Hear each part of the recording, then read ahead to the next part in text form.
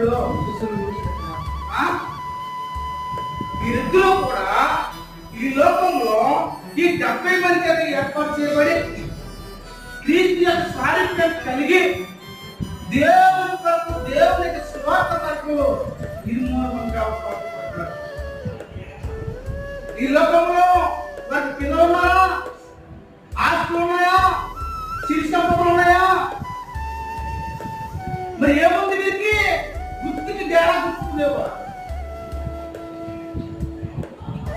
ఈ గుర్తుకి డేరా గుర్తుకునేవా? ఎందుకు డేరా గుర్తుకునేవారు? ఎప్పుడు కూడా సంఘంలో ఆధారపడలేదు. సంఘం